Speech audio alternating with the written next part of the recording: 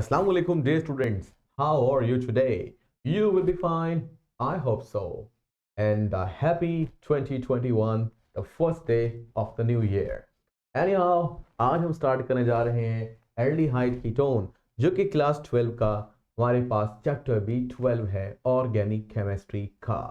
तो बहरहाल यहाँ पर हमने सीखना है कि एल्डिहाइड कीटोन क्या है। आज का जो हमारा टॉपिक रहेगा वो बेसिकली इंट्रोडक्शन का टॉपिक है, या आप कह लीजिए कि आज हम जानेंगे कि ये किस तरह से दो अलग अलग किस्म के कंपाउंड सेम चैप्टर में क्यों हैं। तो इसका जवाब बिल्कुल आसान सा है, और वो ये कि एक ऐसा फंक्शनल ग्रुप है जो एल्डिहाइड और कीटोन दोनों में पाया जाता है, इसलिए काफ़ी हद तक जो रिएक्शंस हैं उनकी क्या है, सिमिलैरिटी, मुमासलत है। जिस तरीके से आप इनको समझें बहुत ही आसान रहेगा, एक को पढ़ेंगे दूसरा खुद ब खुद आएगा। तो बहरहाल वो कौन सा है फंक्शनल ग्रुप, जिस फंक्शनल ग्रुप को हमने यहाँ पर बेसिकली डिस्कस करना है। अगर आपको इस फंक्शनल ग्रुप की केमिस्ट्री आ गई तो आपको एल्डिहाइड और कीटोन भी आ जाएगा। तो अब बात यह है कि क्या है ये functional group, that is carbonyl functional group, या इसको जस्ट कार्बोनाइल ग्रुप भी बोल देते हैं। ठीक है जी, ये याद कर लें, कार्बोनाइल ग्रुप। इस कार्बोनाइल ग्रुप में थोड़ा सा चेंज लेकर आएंगे तो एल्डिहाइड भी बन जाएगा और कीटोन भी बन जाएगा। देखिए हम इसे बनाकर देखते हैं। सपोज कीजिए कि इसी कंपाउंड में अगर आपने कार्बन की एक वैलेंसी को H से जोड़ दिया, दूसरी तरफ आपकी मर्जी है H लगाएं R लगाएं, ठीक है, लेकिन ये कहलाएगा एल्डिहाइड, यानी एक छोटी सी तब्दीली से बन गया एल्डिहाइड। और इसी तरीके से अगर आपने क्या किया, दोनों तरफ H नहीं लगाया बल्कि R यानी अल्काइल ग्रुप लगाया, तो ये आपके पास बन जाएगा कीटोन। तो एल्डिहाइड और कीटोन में ये था सबसे बड़ा बेसिक डिफरेंस। अब अगर हम बात करें कि एल्डिहाइड में दो मैंने ऑप्शन बताए हैं इस साइड पर, कि यहाँ पर H भी हो सकता है और R भी। सपोज कीजिए कि हम यहाँ पर H लगा देते हैं, तो H लगा दिए तो है ही एल्डिहाइड, से CHO भी बोलते हैं या माइनस के साथ बोलते हैं CHO, एक्चुअली ये ग्रुप है। तो यानी आपके पास एक ग्रुप है जो कि जुड़ सकता है इस वैलेंसी के जरिए किसी और से भी। तो ये रहा वो जिसको आप यहाँ पर लिख सकते हैं। अब मैं अगर यहाँ पर लगा देता हूँ H, तो ये एक स्पेशल किस्म का एल्डिहाइड बन जाएगा जो एक ही है और इसके अलावा इसका कोई दूसरा नहीं। इसका नाम होगा फॉर्मल्डिहाइड। और अगर हम H की जगह लगा दें R, तो फिर ये एक जनरल ग्रुप कहलाएगा। और इसके बाद आप चेंज कर सकते हैं इस ग्रुप को बहुत सारे दूसरे ऑर्गेनिक कंपाउंड्स में, जिन सब का नाम होगा एल्डिहाइड। मतलब ये कई किस्म के हैं। R की जगह मिथाइल लग गया तो फिर एसिटाल्डिहाइड, इथाइल लग गया या प्रोपाइल लग गया, ब्यूटाइल लग गया, तो फिर साथ साथ चेंजिंग आती रहेगी, ये बट एक ही रहेगा। तो फॉर्मल्डिहाइड का नाम आप याद रखें। अगर कोई कहता है कि भाई सबसे जनरल फार्मूला बताओ एल्डिहाइड का, तो यही है, ठीक है ना, CHO बस काफी है। लेकिन फिर अगर इसको कैटेगराइज करते हैं तो एक तरफ H लगाना है और एक तरफ R। तो जब H लगाएंगे तो फिर अब ये जनरल नहीं रहा, ये बाकायदा स्पेसिफिक कंपाउंड बन गया जिसका नाम फॉर्मल्डिहाइड है। और अगर R लगाएंगे तो ये आपके पास क्या है, ये आपके पास जनरल फार्मूला है। इसलिए आपको जनरली अक्सर औकात एल्डिहाइड इसी तरह से लिखा हुआ मिलता है। तो इसका मतलब ये ना समझिएगा कि R की जगह X नहीं लग सकता, लग सकता है, लेकिन जनरल वर्ड के साथ यही लगाते हैं। बट जब ये इस तरह का एल्डिहाइड बनाएंगे तो फिर स्पेसिफिसिटी या कह लें स्पेसिफिक हो जाएगा। अब चलते हैं थोड़ा सा इसके बारे में मजीद सीखने के लिए कि R की जगह पर अगर कुछ लगा दें तो क्या होगा। भाई कुछ नहीं, देखें इसी तरह से मैं इसके साथ साथ आपको बताने लगूंगा कि भाई किस तरह आप, यानी आयोपिक नेम के बारे में तो ऑलरेडी डिस्कशन हो चुकी है, पूरा का पूरा लेक्चर आपके पास है, डिस्क्रिप्शन में जाकर लिंक से देख सकते हैं, वहां पे आपको आयोपिक नोमेनक्लेचर दे दूंगा। लेकिन हम ज्यादातर डिस्कस करेंगे कॉमन नोमेनक्लेचर की तरफ, या फिर जहां जरूरत पड़ेगी वहां आयोपिक नेम लिखेंगे। तो आयोपिक क्लेचर सिखाया तो नहीं जाएगा आपको यहाँ पर, लेकिन आपने उसे खुद कर लेना है क्योंकि वो ऑलरेडी बताया जा चुका है सारे के सारे उन तमाम कंपाउंड्स का या चैप्टर्स का जो हमारी किताब में है। तो हम ज्यादातर जिक्र करेंगे कॉमन या फिर इंपॉर्टेंट आयोपिक नेम्स का, जिनमें से चंद एक अहम मिसालें मैं यहां पर आपको दे देता हूं। देखिए भाई, CH हो गया, और इसके साथ यानी CHO हो गया एक्चुअली वो। तो अब आपने कार्बन की जगह यानी कार्बन के साथ R की जगह पर कुछ लगा देना है। फॉर एग्जांपल आप लगा दें CH3, ये बन जाएगा मिथाइल ग्रुप। लेकिन अब आपने इसको नेम कुछ यूं देना है कि कार्बन की तादाद गिननी है 1 2। अगर 2 कार्बन की तादाद है तो आपको गिनती याद होगी। मैथ मैंने कहा था 1 कार्बन, एच 2 कार्बन, फिर prop, but, pent, hex, hept, oct, non, dec वगैरह। तो अभी फिलहाल हमने जिक्र करना है 1 2 यानी एच। तो आपने 2 कार्बन वाला इथेन लिखना है एक्चुअली। लेकिन इथेन क्या है? इथेन एक पेरेंट नेम है जिससे सारे दूसरे ऑर्गेनिक कंपाउंड आते हैं। तो हमने इसलिए बेसिकली पेरेंट नेम लिखा है इथेन, लेकिन ई नहीं लिखा। आपने भी ई नहीं लिखना और ई हटाकर यहां पर एल लगा देना है। इसी तरह अगर ये अल्कोहल होता तो फिर ओ एल लगा देते। तो बड़ी एहतियात से देखिएगा, ये मैंने ए एल लगाया है, दैट इज एथेनॉल। इसी तरीके से अगर हम CH3 की जगह पे कुछ और लगा दें, सपोज कीजिए हमारे पास एक कंपाउंड है C डबल बॉन्ड O और ये आपके पास H। अब आप लगाने लगे हैं CH2CH3, मतलब इथाइल ग्रुप। C2H5 भी लिख सकते हैं यहाँ पर। तो फिर कार्बन की तादाद गिन लें 1 2 3, 3 कार्बन है तो फिर क्या आएगा? प्रोप। तो भाई प्रोपेन का ई हटाकर और आखिर में आपने एल, ये बन गया प्रोपेनॉल। इसी तरह से मजीद कार्बन की तादाद बढ़ती जाएगी तो ब्यूटेनॉल, पेंटेनॉल, हेक्सेनॉल, ये आयोपेक नोमेनक्लेचर के एतबार से दिए गए नेम हैं। जो हमारे पास कॉमन नेम है वो भी इसको दिए जा सकते हैं, लेकिन उसके लिए मैं आपको थोड़ी सी बात समझा दूं। वो क्या है? वो ऐसा है कि आपको जो बताया जा चुका है कि कॉमन नेम वो होते हैं जो किसी भी शख्स की वजह से होते हैं, किसी जगह जहां से वो दरियाफ्त हुआ हो, या कोई सही तरीके से उसका कोई भी सोर्स हो, तो वो सोर्स की बिना पर या किसी भी तरीके से वो वजूद में आता है। तो बहरहाल हमने एक काम सोचना है। क्या सोचना है? कि यही कंपाउंड लिखें एक दफा। देखो मैं लिख के देता हूं आपको, तो ये कंपाउंड कैसा होगा। सबसे पहले आप इसको लिखें तो ये मैंने शुरू में आपको दिया था ताकि रेलिवेंसी आ जाए। ये देखें C डबल बॉन्ड O और यहां पर H और यहां पर भी H। अब क्या है, अगर इस जगह पर O लग जाए तो ये बन जाएगा COOH या C डबल बॉन्ड OH। ठीक है, या C डबल OH, एक ही बात है, लेकिन इसे पढ़ना चाहिए C डबल बॉन्ड OH। तो ये आपके पास क्या है? Carboxylic acid. इसका जब हम कॉमन नेम लेते हैं तो ये एक्चुअली कहां से हासिल होता है? चोटियों से, फार्मिका से डिराइव हुआ है, तो नाम बन गया फॉर्मिक एसिड। तो फॉर्मिक एसिड ये है, लेकिन फॉर्मिक एसिड मैं दोबारा लिखता हूं, चलें थोड़ा सा आपको सिखा देते हैं। Formic acid.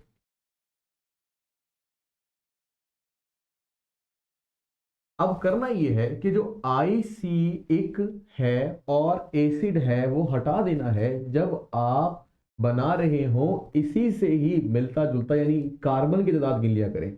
एक कार्बन वाला कार्बोक्सिलिक एसिड था, अब एक कार्बन वाला एल्डिहाइड। तो आपने क्या करना है? फॉर्म लिखे रहने हैं, देना है और साथ लिख दें एल्डिहाइड। लो भाई, ये भी नाम बन गया फॉर्मल्डिहाइड। अब आप देख रहे हो यहां मैंने फॉर्मल्डिहाइड लिखा था, ठीक है, और ये आपके पास वही है। लेकिन यानी कि बताया वजह क्या है। लेकिन अगर हम एक बात और सीखें कि जिस तरह ये हम आयोपेक नेम दे रहे थे, तो अगर उसको आयोपेक नेम दें तो कैसे देंगे? तो आयोपेक नेम भी कोई इतने मुश्किल नहीं रहेगा। कार्बन की तादाद बल्कि देख लीजिए, चेन असल में एक ही कार्बन की है। होता तो यही है कि कार्बन की चेन काउंट करते हैं, तो कार्बन की चेन एक ही कार्बन की है। तो बात यहाँ पर है, तो हम बोलेंगे इसको मेथ, ठीक है ना। मीथेन जैसे हम लिखते थे मीथेन, इसी तरह आप लिखेंगे मीथेन।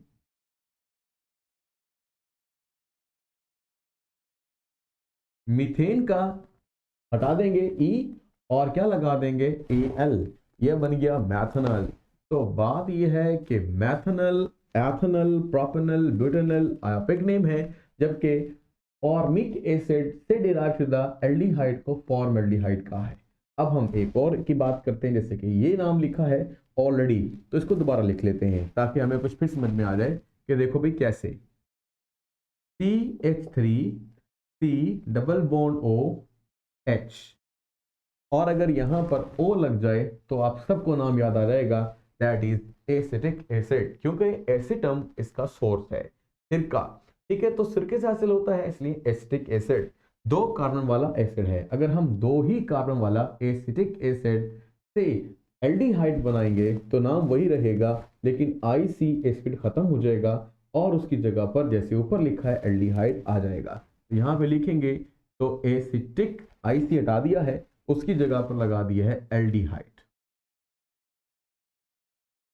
तो एसिटल्डिहाइड। ठीक है, इसी तरीके से जब हम आगे चलते हैं, इसको हम अगर पढ़ें तो ये आपके पास CH3 CH2 C double bond O और OH जो है, इसे बोलते हैं प्रोपियोनिक एसिड। ठीक है ना, ये हमने शुरू शुरू में, अगर आपने लेक्चर लिया है चैप्टर 13 का सॉरी, तो वहां पर मैंने आपको शुरू में इसके कॉमन नेम सिखाए हैं, एल्डी अपना कार्बोक्सिलिक एसिड्स के। तो कार्बोक्सिलिक एसिड्स के अंदर हमने पढ़ा था कि ये एक को एंजाइम ए से ताल्लुक रखता है, तो कंपाउंड वो है प्रोपियोनिक एसिड। मतलब प्रोपियोनिक एसिड इसका कॉमन नेम है, वरना लंबी मैंने बात नहीं की, सॉरी मुख्तसर कर दी है।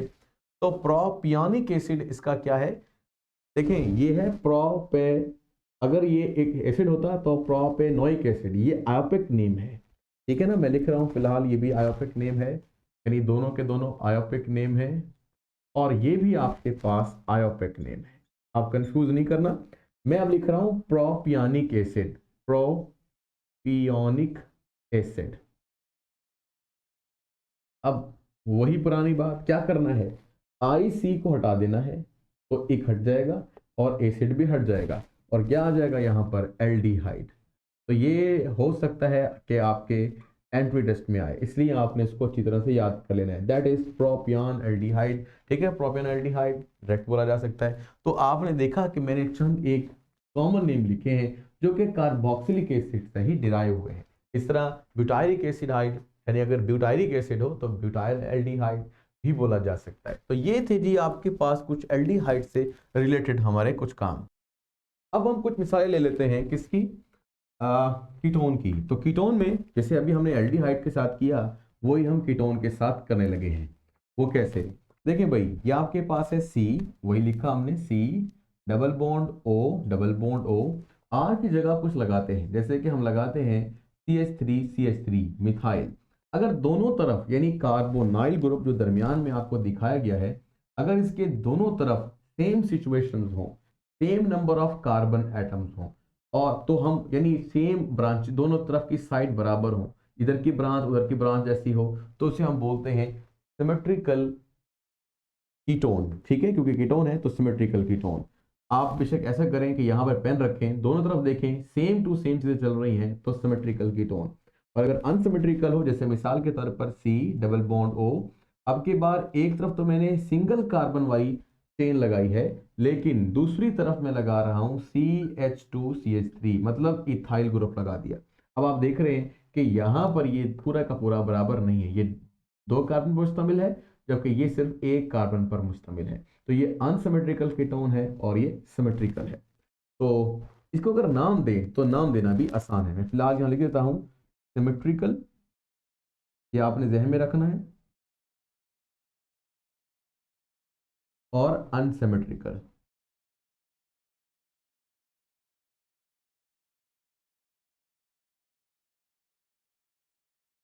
ठीक है जी, अब नाम कैसे देने हैं, नाम अगर हम देते हैं इनको, सपोज कीजिए आयोपेक, तो आपने जस्ट इतना करना है कि गिनती देनी है आपने लॉन्गेस्ट कार्बन चेन को। ठीक है, जैसे 1 2 3, इस तरह यहां पर भी आप दे सकते हैं 1 2 3, 1 2 3 4, जहां पर कार्बोनाइल ग्रुप का कार्बन करीब पड़ता हो गिनती, वहां से शुरू करते हैं। अब नाम कैसे देना है, नाम बड़ा आसान सा है, कितने कार्बन है 1 2 3, तो 3 को हम बोलते हैं प्रोप। तो जैसे प्रोपेन, तो आप यहां पे लिख सकते हैं प्रोपेन, जो कि एक पैरेंट नेम है। लेकिन प्रोपेन का मैंने ई नहीं लिखा, जैसे ऊपर मैंने ई नहीं लिखा था एल्डिहाइड में भी। तो प्रोपेन के साथ आपने जस्ट एक काम करना है, ONE लगाना है। जब आप इसके साथ ONE लगाएंगे तो ये कीटोन की निशानी है, जैसे एल्डिहाइड की Al थी, अभी बन गया प्रोपेनोन। ठीक है, अगर इसको प्रोपेनोन में लिखेंगे तो भी बात ठीक है, और अगर आप यहाँ पर 2 लगा देंगे तो भी ठीक है, 2 नहीं भी लगाते तो भी अंडरस्टूड है कि यहाँ 2 होगा, क्योंकि हमेशा कार्बोनाइल ग्रुप कीटोन में दरमियान में ही आता है। तो जब 3 कार्बन है, जाहिर है प्रोपेन में 3 कार्बन है तो दरमियान वाला कार्बन ही होगा कार्बोनाइल कंपाउंड, जबकि एल्डिहाइड के अंदर जो कार्बोनाइल ग्रुप है वो हम यानी कार्बोनाइल ग्रुप है वो हमेशा टर्मिनल होगा, आखिर में आएगा, यानी शुरू के सिरे से ही होगा, ना कि कहीं दरमियान में आएगा। अच्छा, इसको नाम दें तो 1 2 3 4 अभी आपके पास 4 हो गए हैं, तो ब्यूटेन का ई नहीं लगाना और ब्यूटेन का ई ना लगाकर BUTANE यानी ई ना लगाकर क्या लगाएंगे आखिर, वही पहले बताया है ONE, ओन, ये बन जाएगा ब्यूटेनोन। ठीक है, 1 है ONE लेकिन ब्यूटेनोन ऐसे पढ़ लीजिएगा। अब यहाँ पर 2 लगाना इंतहाई ज़रूरी है। ठीक है, वैसे ये भी ऐसा है कि अगर ब्यूटेनोन होगा तो वो 2 ब्यूटेनोन ही होगा, 3 ब्यूटेनोन कोई भी नहीं हो सकता वरना नाम गलत हो जाएगा। बहरहाल नाम के गलत और सही लिखने और आपको नॉमेनक्लेचर आने की निशानी है कि आप 2 लगा रहे होंगे, वरना हो सकता है कि आपने नंबरिंग गलत दे दी और 1 2 3 गिनती कर दी, तो 3 ब्यूटेनोन किसी ने लिखा तो उसका नेम गलत हो जाएगा। तो ये था जी आपके पास थोड़ा सा आयोपिक नॉमेनक्लेचर। लेकिन अगर आप आयोपिक नॉमेनक्लेचर ना करना चाहें और जस्ट ये करें कि इसको कॉमन नेम दें, तो कॉमन नेम देने का तरीकाकार ये है कि आप एक साइड पर जो अल्काइल ग्रुप है और दूसरे साइड पर है, इन दोनों को देखें। ये दोनों कौन है? मिथाइल। यानी अगर सेम हो तो आपने डाई ट्राई टेट्रा का इस्तेमाल करना है। जैसे 2 है हमारे पास, फिलहाल 2 ही होंगे, आगे मतलब ट्राई मुश्किल से मिलेगा आपको। तो यहां पर आपने लगाना है डाई और क्या है? मिथाइल। तो नाम बन जाएगा डाई मिथाइल कीटोन, यानी डाई 2 दफा और यहां पर आ गया मिथाइल और ये है कीटोन। तो ये बन गया जी कॉमन नेम। इसी तरह से यहां पर भी देखें, यहां पर क्या दिया हुआ है? यहां पर दिया हुआ है आपके पास एक जगह पर मिथाइल और एक जगह पर इथाइल। अब आप देखेंगे M फॉर मिथाइल और E फॉर इथाइल। तो E आता है पहले अल्फाबेटिकली, तो अल्फाबेटिकली जो पहले आता है उसको आप पहले नाम दे सकते हैं। अक्सर बुक्स में इस चीज़ का भी इतना ख्याल नहीं किया जाता, लेकिन बहरहाल हमारी बुक के हिसाब से ऐसा करना ही चाहिए कि इथाइल मिथाइल और फिर लिखें दरमियान के, यानी 2 चीज़ें आपने आस और पास की लिख ली, अब दरमियान का रह गया और वो है कीटोन। तो लिखेंगे क्या भाई? Ethyl methyl ketone. तो फिलहाल मैं लिख देता हूं इथाइल और फिर मिथाइल और आखिर में कीटोन। आपने देखा कितना आसान था आयोपिक नेम देना भी और कॉमन नेम देना भी। ठीक है, ये हमारे पास बहुत आसान सी बातें हैं। इसी तरीके से अगर हम एक नाम और दें, जैसे हम नाम देते हैं इसी को ही, एक और नाम है वो है एसिटिक एसिड की बुनियाद पर। जैसे मिसाल के तौर पर, मतलब वो ज़्यादा कॉमनली इस्तेमाल होता है इस कंपाउंड को रिप्रेजेंट करने के लिए, और वो है कुछ यूं, जैसे एसिटिक एसिड था ना CH3, ठीक है ना, ग्रुप लगा हो तो हम अगर ये एसिड बन जाए CH3COOH तो एसिटिक के नाम से यूज करते हैं ना। इसी तरह यहां भी एसिड का नाम इस्तेमाल कर सकते हैं, तो हम बोलेंगे एसीटोन, ये भी ठीक है। तो फिलहाल मैं यहां पे लिख रहा हूं जो सबसे ज्यादा इस्तेमाल होने वाला नेम है कॉमन नेम, वही मैं लिखता हूं एसीटोन। अक्सर अगर कार्बन की तादाद दोनों तरफ बराबर हो तो भी हम एसीटोन का लफ्ज इस्तेमाल कर जाते हैं। तो ये भी हमारे पास एक कॉमनली इस्तेमाल होने वाला वर्ड है, मतलब जो इस्तेमाल हो रहा है एक कीटोन को शो करने के लिए।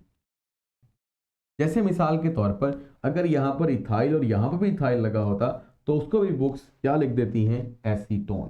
तो एसीटोन ज़्यादा जनरलाइज है बानिस्बत किसके?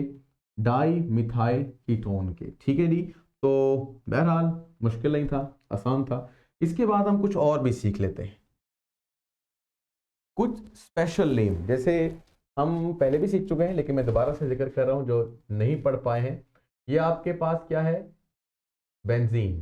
ठीक है, अगर मैं यूं कर दे दूं तो ये बन जाएगा फिनाइल। ठीक है, ये ग्रुप है। अगर यहाँ पे जोड़ते हैं C डबल बॉन्ड O और यहाँ जोड़ते हैं CH3। ठीक है जी, अब इसको हम कैसे नेम देंगे? इसको नाम वही है CH3 का नाम, तो जिसे हम एसिड पढ़कर आए हैं, तो आप लिख सकते हैं एसिड। और ओ लगाते हैं दो वर्ड को जोड़ने के लिए, समटाइम ए भी लगाते हैं ऑर्गेनिक केमिस्ट्री में, जैसे ब्यूटाडाइईन पढ़ा था हमने, तो एसीटो। और फिर ये क्या है हमारे पास, दूसरे तरफ पेन, तो ये आपके पास पेन, और कीटोन है चूंकि ये, तो कीटोन को शो करने के लिए ओन, तो ये बन गया एसीटोफिनोन, ये भी आपके पास एक है। इसी तरह से हम एक और भी नाम ले सकते हैं बिल्कुल सेम टू सेम इसी तरीके से। जैसे सपोज कीजिए ये आपके पास वही बेंजीन है, और सी डबल बॉन्ड ओ, और फिर दोबारा से आपके पास बेंजीन है, ठीक है। जैसे सपोज कीजिए हम बताते थे एसीटो, इसी तरह से इसको बोल लें बेंजो, बाकी वैसे का वैसा, तो बेंजीन से रिलेटेड है तो लफ्ज बन गया बेंजोफिनोन, तो ये नाम भी ठीक है। और ऊपर वाला नाम भी एक स्पेशल नेम है, कभी कभी ये हमारे पास एग्जाम में आ जाते हैं और पूछा जाता है कि ये स्ट्रक्चर है, इसका आपने आयोपिक नेम लिखना है। तो इतना काफ़ी है। इंट्रोडक्शन के एतबार से अगर हम यूजेस, बल्कि यूजेस के आखिर में पढ़ेंगे, अगर हम इसके सोर्सेज देख लें कि आपको एल्डिहाइड और कीटोन हमारी नेचुरल लाइफ में या रियल लाइफ में कहाँ मिलते हैं, तो ये इसके काफ़ी नेचुरल सोर्सेज हो सकते हैं। आपको याद होगा कि आपने एक दफ़ा पढ़ा था एल्डो शुगर और कीटो शुगर, तो जो आपके पास कार्बोहाइड्रेट होते हैं उसकी भी दो बड़ी क्लासेस हों, यानी अलग अलग हैं। तो उसमें भी ऐसा होता है कि एल्डिहाइड ग्रुप भी होता है और कीटोनिक ग्रुप भी होता है, उसी की बुनियाद पर उनको एल्डो ग्रुप और कीटो ग्रुप या एल्डो शुगर और कीटो शुगर भी हम कह सकते हैं, मतलब ग्रुप रखने वाले, या फिर उनको शुगर्स के एतबार से बोला जा सकता है। तो ये भी आपने, तो हमारे पास क्या है, नेचुरली ये पाया जाता है। इसके अलावा डिफरेंट एसेंशियल ऑयल्स हैं, उन ऑयल्स के अंदर पाया जाता है कुछ खुशबुआत, यानी आप मान लें कि जो ऑर्डर होती है, खुशबू होती है, फ्रेगरेंसेस, उसमें भी कुछ एल्डिहाइड और कीटोन यूज किए जा सकते हैं। जैसे आपको याद होगा कि एक होता है काफूर, इसको हम कैम्फोर बोलते हैं, ठीक है ना, तो वो भी आपके पास। और इसके अलावा मिंट, मिंट या पुदीना जिसे आप बोलते हो, तो पुदीने जैसे ही एक टॉफी होती है, जब आप गले में रखते हैं तो उससे क्या होता है, ठंडक पैदा होती है। तो वो मिंट जो होता है, जो एक तो होता है नेचुरल, उसकी बात कम कर रहे हैं, ये है बात सिंथेटिक की। तो सिंथेटिकली भी आप उसे तैयार कर सकते हो लैब में, क्योंकि आपको तो पता है कि एल्डिहाइड कीटोन ये काम कर सकते हैं। तो आप कुछ ऐसे प्रोडक्ट बना सकते हैं एल्डिहाइड कीटोन का इस्तेमाल कर कर, जो हमारी आम लाइफ में इस्तेमाल होते हैं। तो अब तक के लिए फिर इतना ही। लाइक करें, शेयर एंड सब्सक्राइब, और जो जो सवाल है वो आप कमेंट बॉक्स में मुझसे कर सकते हैं। तो फिर अपना ख्याल रखिएगा।